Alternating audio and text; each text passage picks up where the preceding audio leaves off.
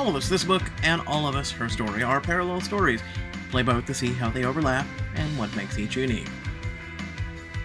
It's a surprisingly sunny morning in San Francisco, and if we peek inside this bustling cafe, who is behind the counter? 1, 2, 3, 4. Here are the hairstyles.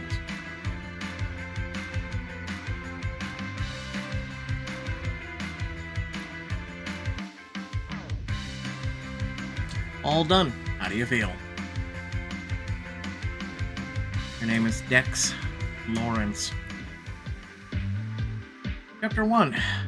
What would you like? You're behind the counter at the LG Bean and Tea, the cafe where you've worked for the past 2 years.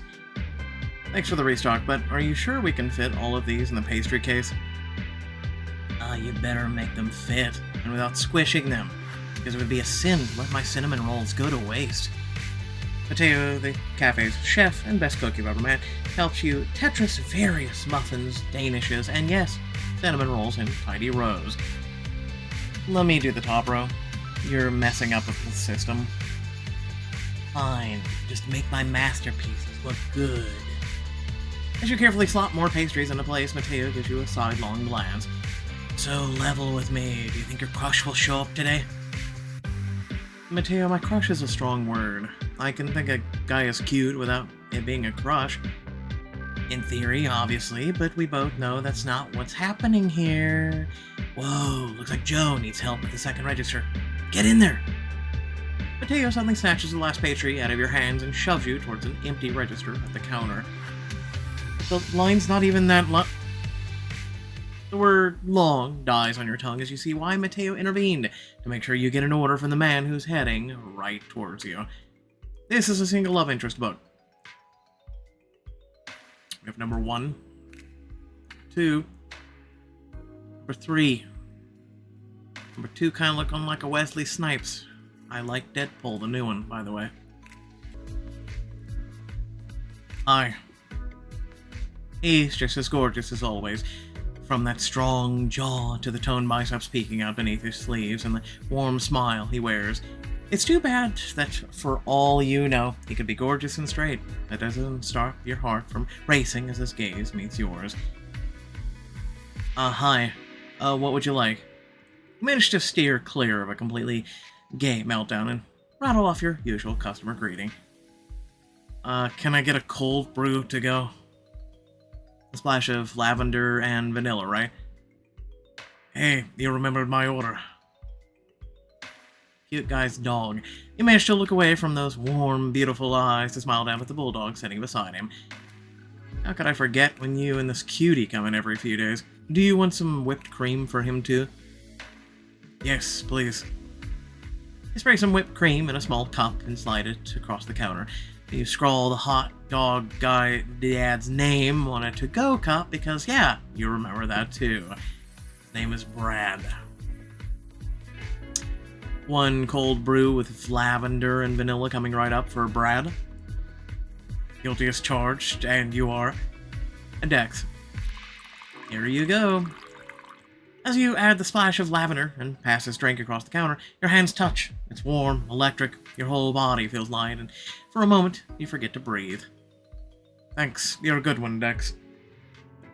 And with that, he strolls away, with his adorable dog to sit on one of the nearby tables, leaving your heart pounding in your chest. Despite the to-go cup, he actually sits down and takes some paper from a thin briefcase. Don't just stand there staring, Dex. Bring the man a bite. Your friend Blue, one of the cafe's most regulars, settles up to the counter, nods at the pastry case you refilled moments ago. But he didn't order a cinnamon roll. Extremely not the point. Look, I'll buy it so you don't end up short at the register. Just go talk to the hot dog dad with biceps for days. Blue's right, Dex. I'll cover the counter. Joe, your friend and fellow barista, takes your spot behind the register. You'll just be wistfully staring at him until he leaves anyway. Go say hi. Thanks. You're my hero. I know. That's why you owe me drinks at our next movie night. Drinks and I'll host. Even better. You take a deep breath, step out from behind the counter, cinnamon roll in hand, and approach the table where Brad is leaning over a paper as he sketches something, brow furrowed in thought. God, he has nice hands. Don't say that out loud. Just say, hey, our chef told me we had an extra cinnamon roll, and I didn't want them to go to waste, so do you want some breakfast with that cold brew? Oh yeah, I can never say no to a free baked good. Hand it to him. As you file that information away for later, your fingers brush his. Your heart leaps in your chest at the same rush of warmth, that spark. Sure, Elvis, you can have a bite. Want to say hi to our friend Dex? Nice to meet you, Elvis. You can give him a pat. He's friendly. You ruffle Elvis's adorably floppy ears. Brad tosses him a piece of pastry. Can I ask what you and Elvis are working on? It's an office complex. Or at least I hope it'll be. I'm the lead architect on the project. An architect? So you like math too? Oh, yeah. I was never a whiz kid, but math has always been soothing for me. Is that weird? No, I get it. It's sort of like speaking a second language. Exactly. I couldn't have put it better. Right now I'm designing for a literacy non-profit. If all goes well, the building will be an activity center for their children's programming. That's awesome. I'd love to run a business that really serves its community instead of like a cash-guzzling conglomerate. Is that something you're interested in, running a business? In theory. I majored in business, but in practice I'm not sure what to do with that. That doesn't mean working in a cubicle. Well, you have some cool building blocks, and now you get to figure out what you want to make. It's pretty sick.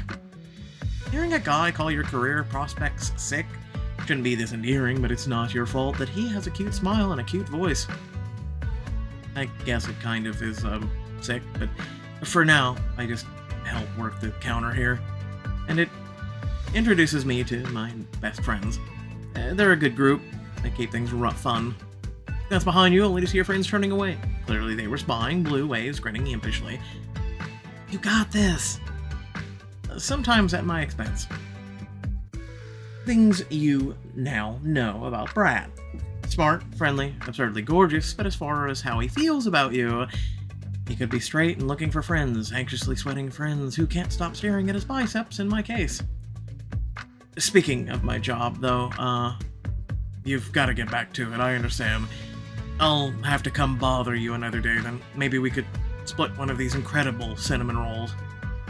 You turn back to the counter, frantically trying to process all of that, when someone at a nearby table calls out to you. Excuse me. You recognize the whine before you spot its owner, Stuart. One of the cafe's regulars always finds something to complain about. Hey you, I ordered an iced coffee with 3 splashes of almond extract. Stuart, I know you know my name, and I remember your order. What's your point? The point is, my ice is nearly half melted. I taste 2 splashes of flavoring, not 3. Stuart, I do this every day, and every day you're wrong. I won't pretend I've never messed up a drink, but no way do I mess up yours every day. You do! You're driving me insane! I think that ship has sailed, man. I demand to speak to your manager. As a customer, I deserve better than this gross incompetent... Hey, man, question for you. Brad settles up next to you, crossing his toned arms as he calmly stares Stuart down. Do you know that the whole cafe is watching you harass a barista right now? Because if not, take a look around. And if you already knew that, maybe take the hint and take a walk. But I wasn't... Stuart sputters, cheeks reddening. After a few seconds of uncomfortable silence, he rushes out of the cafe, leaving you with Brad and Elvis. Damn, that's the first time Stuart has ever looked sorry. I gotta commit this moment to my memory banks. Maybe I can sketch it for you sometime. Although, fair warning, I'm better at landscapes than people.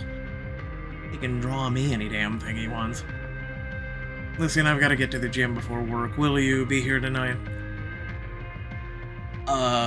Tonight? Here? Use your words, Dex, preferably ones that form a sentence. At the open mic.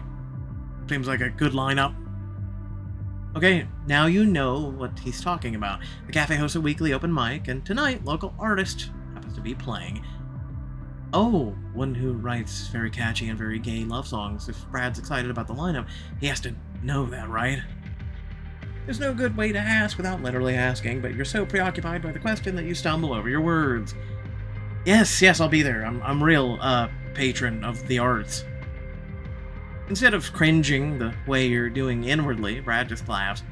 He has the warmest, easiest laugh you've ever heard. I'll see you tonight, Dex. He waves and heads out the door, leaving you to mull over the mystery of Brad's sexuality in a calm, rational manner. Okay, no problem. I guess I'm going to tonight's open mic. As the rest of the day crawls on, you can't help being distracted. After your fourth fumble with the cocoa powder, Blue leans over the counter and claps their hands. Okay, that's it. Emergency friend, coworker, customer, meeting. Dex, Joe, both of you come with me. I don't think you have that authority. Yes, permission to fix your employees' love lives.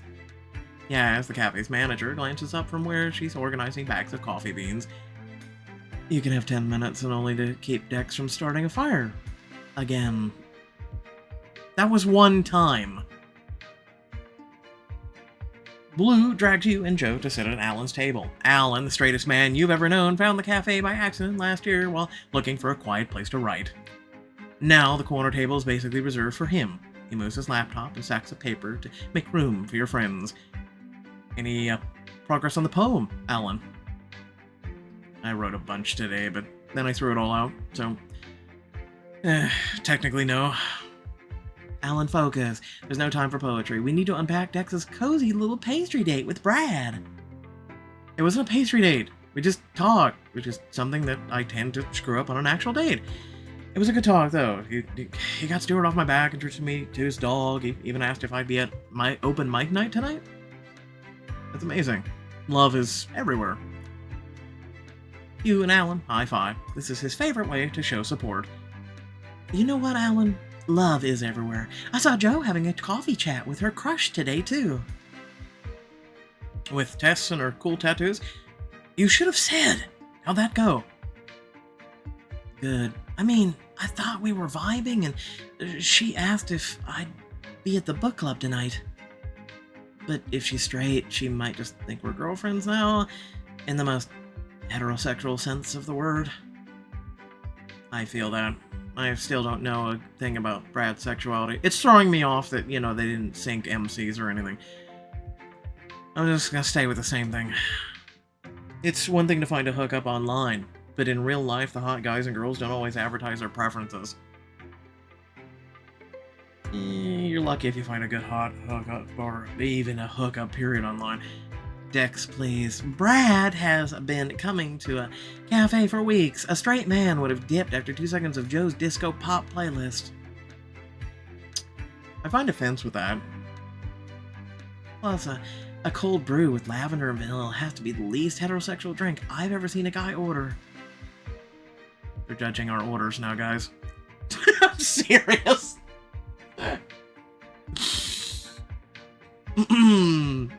Maybe he's just comfortable with his masculinity. Lots of people like lavender. Sally and I love lavender. I got our lavender foot scrub for our anniversary last year. Maybe I should just stay home tonight. I mean, what if he brings his girlfriend, or even worse, a boyfriend? Okay, no, let me stop you right there. This is turning into a pity party, the least lit kind of party.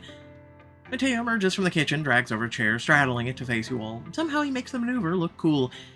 Dex, if you stay home, we both know you'll agonize about your 5-year plan, and binge-watch Octopus Game, and conk out at 10. And not like that doesn't sound fun, but it doesn't sound fun. Especially when you could be talking to your hottie in something other than an apron. Goes for you too, Joe. Mateo, it's not as easy as you make it sound. I can barely talk to Brad for 5 minutes without looking like an idiot. How am I supposed to spend hours alone with him? I can think of a few ways. Maybe Mateo and Blue are right. Sure, we could end up both looking like idiots. It's happened before. But worst case, we get to hang out with Brad and Tess as friends. Best case, we find out if they're single. I'm down to roll the dice. It feels more like I'm playing Russian roulette, but... point taken. I'll go to the open mic if you go to your book club, just neither of us has to suffer alone. After you shift ends, Joe swings by your apartment in the building. You share to help choose an outfit for tonight, a decision that's sending you into a doom spiral. I can't look like I'm trying too hard, but I also can't look like I'm not trying at all. What kind of shirt says, I don't care? Unless you do, in which I care a lot. That may be a tough vibe to cultivate. Why not take a risk? I do have an outfit I've been saving for my next date, but I'm not sure hanging out with a possible straight guy counts. It absolutely counts, especially when the possible straight guy in question was giving you googly eyes all morning. A guy can dream. With Joe's encouragement, you duck into the bedroom to change, then emerge and strike a fashionable pose. How do I look? As in, call the fire department because you're going to burn the building down. Again. I leave the oven on that one time. That night, you both head back to the LG Bean and Tea, where the cafe's owner, Max, is behind the counter with Yaz to run tonight's events. The seats inside have been rearranged for the book club, and you can hear music drifting in from the back patio as Max gives you a nod. Dax, Joe, best of luck with your, endeavors tonight. Blue told you everything, didn't they? I never reveal my sources. But we all know who it is. Glad to have you rooting for us, Max. The two of you take a few exaggerated yoga breaths together, in and out. Behind you, Yaz and Max are talking shop. Joe designed some new flyers for next week's event lineup. Should I put them up tonight? Let's hold off a bit. You probably should pay attention to Yaz and Max. They both do sign your checks, but then you spot Brad through the open door to the patio and everything else becomes background noise. Oh my god, he's here. He's really here. Brad's out on the patio. Then go say hi. Good luck to both of us. You watch her approach a tattooed woman across the room. Hi. Oh, they can sync that love interest, right? Actually, no, they didn't. I think. I don't know. Anyway, then you take one long, shuddering breath and head out to where Brad is leaning against one wall, watching the space fill with people.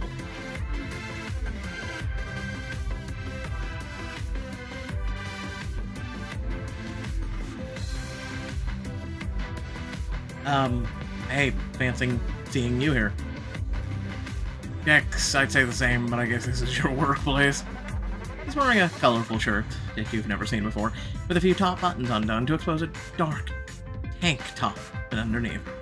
You know, he didn't dress up for you, but as he gives you the floral jacket and tastefully paired scarf a glance, you can't stop from your heart racing. You look nice, I like your style. Style is pretty generous. I just threw this together from some stuff in my closet. Which one fills up with the scarf? I'm just curious. Hey, no. You have to take the compliment. It's mandatory. You look good. Seriously. Thanks. He's probably just being friendly, but he didn't have to say any of that to you, and it makes your chest feel light and fizzy, and in a good way.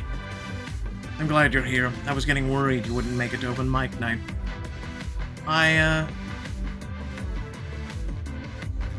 Let's change it up a little. I thought it'd be more fun than watching TV on my couch. Which I could have done after all the cool, other plans for this evening. Let me guess, you're binge watching the new Octopus Game Season 2? You caught me. Grinning, Brad waves you over to a nearby table with a good view of the stage. Here, I saved you a seat. Oh, sweet, thanks. Relax, Dex. It's a crowded patio and he's being nice. Not like he went out of his way to sit next to you. But kind of did go out of his way to sit next to me, right? Over you can finish emotionally processing, an unfamiliar silver-haired girl with a guitar taps the mic. Hey, hello! I'm gonna kick things off here with a song from my first album. Maybe some of you know it. It's not the artist you were expecting. He's up later. And as the girl starts to strum, Brad grins. Oh man, I almost didn't recognize her. The song was on loop for me last summer. Same here. Basically, were out my headphones. That's a lie! Although you have an extensive playlist featuring jams and ballads from artists of all variety of genders, you definitely missed this one. No way. Have you heard her newest album? Any favorites? I like the Pump Up the Jam? Oh, yeah, that one is on my workout playlist. If she plays it tonight, will you go into sleeper agent activation mode and start doing jumping jacks? Jumping jacks would be nothing. I'm worried I'll try to deadlift a coffee machine. Gym guys aren't normally my type, but God, I would love to watch him try. It's a coffee machine, it's not that heavy. As he... Listen, I deadlift 600 pounds, leave me alone. As he grins that devastatingly adorable grin, that local artist you know ambles on stage to a round of applause. Thank you all for being here, and big thanks to the LG for having me back again. This place let me on stage way before anybody knew me from Adam, so tonight I want to play one of my favorite singles. He strums his guitar and begins a soulful ballad you recognize. It's written in a second person, but it's still distinctly not a heterosexual love song. I gotta confess, I saw him on his last tour, but seeing him play up close like this is way cooler. He loves the guy enough to buy concert tickets? That has to mean something, right? It could be the opening to the answer to the mystery of Brad's sexuality. How the hell do you ask that tactfully? So, how did you hear about his music? A friend of mine made me a playlist, well, more like a syllabus. I was an indie music novice at a time. Was this a friend or a boyfriend? For a second, you consider asking, but the place is packed and there's a new song playing, so you decide to drop it. For now. All too soon, the show ends and the guests begin filtering out the doors. You reflexively start to stack chairs and Brad reaches for one beside you. Let me help. I skipped weights this morning. Might as well get some reps in. I won't stand between you and your reps. He hooks one chair over each forearm, effortlessly carrying them to stack you've established. I'll grab 2 mini chairs. An extra chair. An extra chair. You try to mimic, okay, impress, Brad and grab 2 chairs at once, except you only get about halfway to the stack before starting to sweat. This is, so fun. No pain, no gain, right? Mercifully, he takes one off your hands. I had no idea this place helped Lewis back there get discovered. It's pretty cool that you make space for up-and-coming artists. You can thank our owner, Max, for that. This is gonna sound weird, but she likes comparing this place to fertilizer. What? Like it's saving or giving people that energy and space they need to grow. I love that. Cute, fit, and thoughtful. He's like a Disney prince. Haven't met any good Disney princes. Together, you finish stacking the last chairs, then Brad gives you a sidelong look. Hey, are you busy right now? No. I mean, I'm performing some slam poetry at a different open mic tomorrow, but that's besides that. In that case, there's a climbing gym near my apartment. I'd like to stop by after a long day and unwind a little. Want to join me? I saw you here crack at the dawn, so I know you had a long day, too. Go to the climbing gym.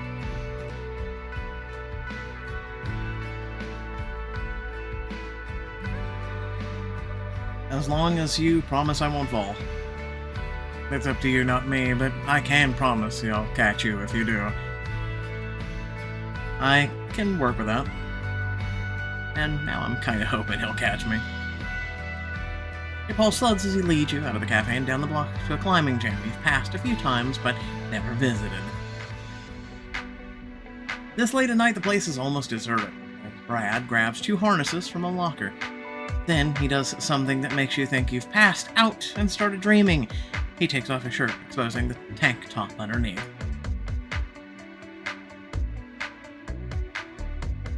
Don't want to get sweat all over a good button up if I can help it. No! I mean, yeah, right, obviously. Might have skipped weights today, but damn, does he work out. How am I this deep over a gym guy? The answer to that question is painfully obvious as he holds out one of the harnesses to you, his toned muscles on full display as he smiles that easy smile. So, have you ever climbed before? Me? Climbing? Only if climbing jungle gyms counts. And then I stayed low to the ground. Not a daredevil, huh? Not even close. Saved my parents some headaches, though. Well, you're in good hands, I promise. Just let me buckle you in. Is the harness gonna fit okay over all my layers? You can always take off a few if you want, but yeah, we can make it work. He steps up beside you, and close enough that his breath tickles your skin as he threads a few straps between your thighs before cinching another piece around your waist. You spend the entire time trying your best not to melt into his strong, capable hands. Physically, you pull it off. Emotionally, though, I'll get it together, Dex. It hasn't been that long since you were up and close personal with a hot guy. But your heart is still racing as Sprad takes a step back, surveying his work. Ergo, you. Okay, give that last strap a quick tug. It should be secure, but not too tight. You pull at the bottom strap. It'll rest comfortably against you, then look to Brad expectantly. That's perfect, just like that. The words take a moment to register, and when they do, a low heat settles in your stomach. Cool, just gonna file that away to the sound of him saying that for the rest of my month, probably. Or the rest of my life. Now, let me show you the mountain we'll be climbing. Brad leads you past the lockers to a rock wall that seems suspiciously simple. Hey, are you putting me on the bunny slopes? I'm putting us on the bunny slopes. There's no shame in an easy start. It lets you enjoy the journey. Okay, and then show me how it's done. Step 1, you'll need some glass slippers, Cinderella. And you a pair of climbing shoes. Having another for himself, you try not to stare too obviously at the movements of his calves beneath his slacks as you both slip onto the shoes. Step 2, chalk.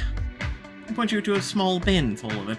You guessed it, sandy white chalk. He pats his hands on it to demonstrate, then dusts them off. Like this? You try to pack plenty of chalk on your palms. More has to be better, right? But then the dust excesses off, like he demonstrated. Just a bit will do you. But you got there in the end. That just leaves step 3, we climb. Normally I'd spot you, but I'd rather be there to show you the ropes. The two of you strap into the safety ropes, and Brad waves over two of the gym's few other denizens to spot you from below. Okay, Dex, just don't fall and embarrass yourself. Then he grabs a starting handhold and hauls himself up at a slow but steady pace, giving you room to keep up with him. Nice. See, you're getting the hang of it. Would you say I'm hanging in there? He laughs, shooting you a grin as he reaches for his next handhold. Wow, climbing jokes and climbing skills. You really are the whole package. Totally normal phrase. Don't read into it, don't read into it. But you want to read into it as he smiles, waiting patiently until you find your next foothold before beginning to climb again. How long have you been doing this? Man, it must be, 3-4 years now. In the beginning, I was coming here almost every day. I love my job, but sometimes I need more than my daily workout to distress. Bouldering helps too, but this place is way more accessible than driving out of the city to climb literal rocks.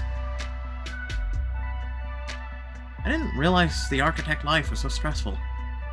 It depends on the architect in question. I work for a lot of smaller clients on tight budgets, and they ask you for too much.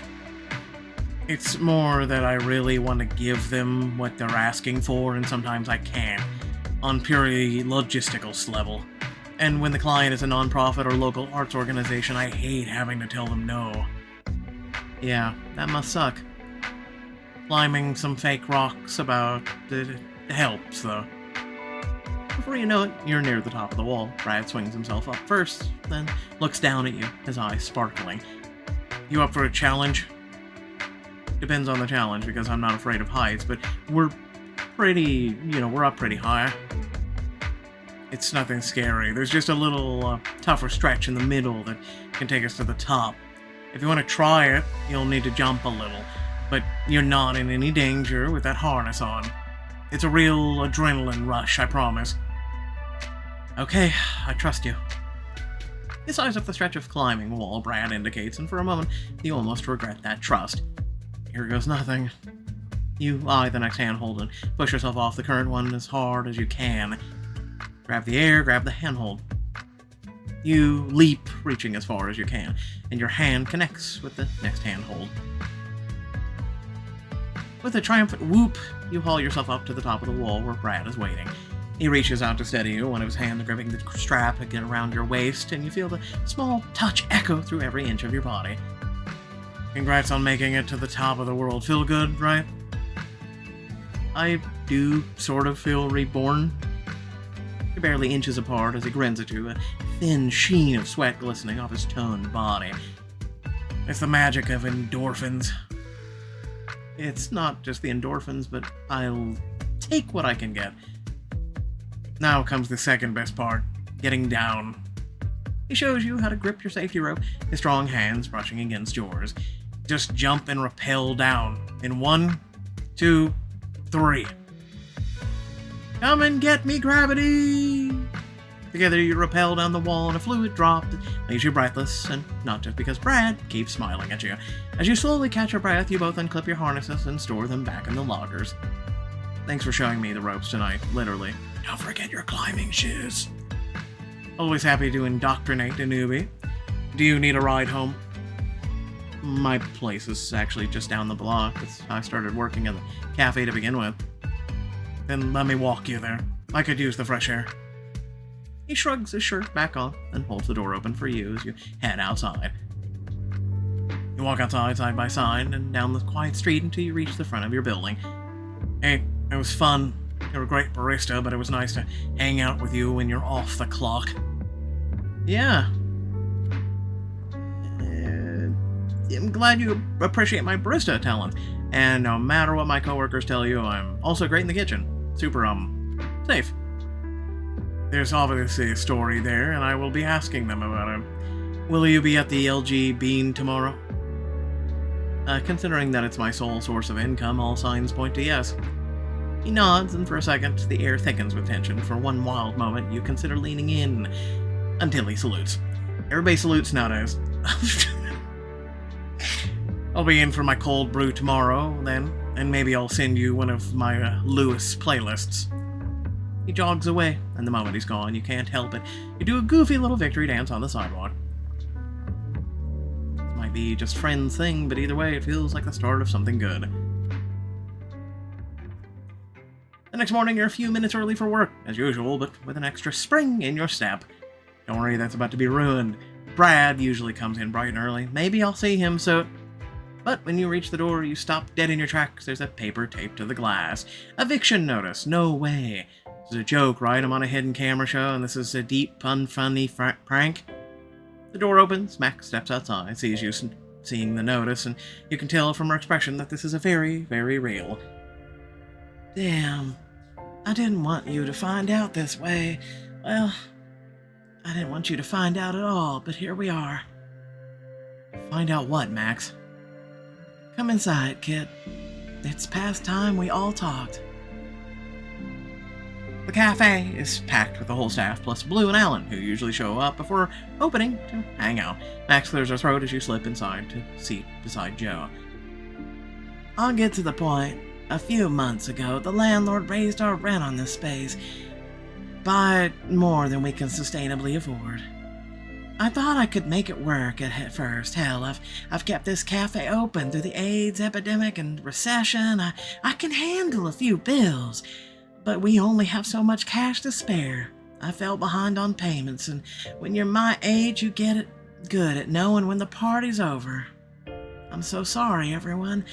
You have no idea how sorry, but we're gonna have to close the cafe. Everyone sits in stunned silence as Max's words hang in the air. LG can't close. It's a pillar of the community. Think about how many people come here every day, and it's not because of our coffee. Joe takes a large gulp of an iced mocha. She's clearly made herself, you can tell by the excess whipped cream. Okay, it's a little bit because of our coffee, but they come here because we give people a space that actually feels like it's theirs. Max was the only person who would hire me after I had to leave that awful French restaurant. And this place is like the foundation of my relationship. It's where I met Jacob. The place is the foundation of me. I tried out my pronouns with you all way before I was ready to tell my family. I never been out of work before. Never really wanted to be anywhere else. I know this isn't about me, but I'll miss Max's stories. Mateo's pastries. I'll miss all of you. We'll miss you too, buddy. That's all I wanted when I opened this place in '84. For it to be here for anybody who needs it. I'm just sorry it has to end like this. Max wipes her eyes, and the sight breaks your heart a little bit more. But as you look at all your friends, you can't help asking, Max, when's the official eviction date? In a few weeks. Then do we have time to raise money you owe? If we paid it off, would that be enough to keep the cafe open? Dex, honey, I know you want to help, but we're talking about 50 grand. That's a huge chunk of change. Yeah, and there's a big community that loves this place. We could spread word, hold fundraisers, and hope they come through for us. It's a long shot, but what do we have to lose? If there's a chance, even if it's a small one, we need to take it. Otherwise, we'll always wonder about the what ifs. I want to know that we did what we could, don't you? For a second, no one says anything, then yeah, stands up nodding. Well, we'll help, Max. You need to let us help. It's a beautiful gesture. I don't want to see you kids heartbroken if this ends like I think it will. But what the hell? I don't see why we shouldn't try. I have some ideas for getting the word out. Dex can help you with the numbers, set funding goals. You know it's a long shot, but as your friend's sadness turns into determination, a little ember of hope sparks within your chest. Maybe, just maybe, we can save this place, our jobs, and I can see Brad again, for however long we can make this last. Alright, for those of you who are wondering, there is no chapter 2 of this today. And by the way, I've already put up her story, so look towards that as well. Aside from that, the only other thing is Rival with Benefits that is coming up later today. And just in case you are, in a hole, yeah, I've already covered a lot of the normal, the books that were once VIP that have become normal for all of you. So aside from that, in case you didn't listen to the thing at the end of her story, you should go check that out. I'll say this now that I've played both. Holy similarities, Batman. So, everything is quintessentially the same in about 90% of the story. So, for you watching, you're like, well, which should I watch? It depends. Are you into girls or guys? That's about it. That's literally and figuratively it. Though, hey, feel free to check out both and see the differences. For instance, like, her story, she's a motorcyclist. Yeah, so... little differences, very subtle, but pretty much the same story. Literally, Joe is Joe in the other story, too, and you being Dex are Dex in this story, so, it's weird. Anyway, with that being said, again, if you did enjoy, please consider supporting. There's also the Join and Thanks features. Aside from that, I'm gonna, now that I've read this twice, I'm just going to say this. I feel like Max. I'm going to be honest with all of you. I feel like Max, when it comes to this channel, anymore, I don't get paid.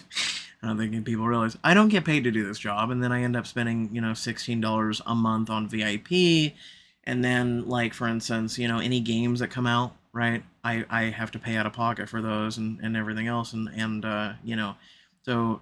again, any and all support that you guys can help with is greatly appreciated. But, I just, you get in debt, right? It's kind of like Max, $50,000 in debt. That's a lot of money, let me tell you. That is a lot of money. I mean, I get it from a business perspective versus, rent you owe and, a place you're living in, but whew, boy. So, with that being said, I do see an outlook for this. I got to really thinking about it from when I read her story, Taya's story, so I'll add this into this one. Um, Remember, open mic night, you got a lot of things that are going on for this, like the book club and everything else. So you've got communities and events and things like that, which will help raise money and funds. Um, and then, long story short, is you have a lot of people who this is a little different than her story. Is yes, you have all these people who have become famous off of open mic night, and so I'm sure those people again, every drop in the bucket, right, helps. So it's like if every single person watching this video donated $1 a month, right? Just $1 a month. That's trivial, isn't it? Right? You're sitting there going, "Wow, $1 a month? Yeah, that's kind of trivial." If each and every single one of you donated like $1 a month to a cause, any cause, but just hypothetical, my channel, it's a drop in a bucket, right? It helps someone maybe cover choices or cover a game or cover a bill, or just, I mean, hell, help someone get a cup of coffee. So think about that, right? Like, I've always looked at this world as we should be helping one another. I always do it, right? Ever since I was a little kid. And I'll just share this with you real quick, and then, little wisdom nugget here at the end, right?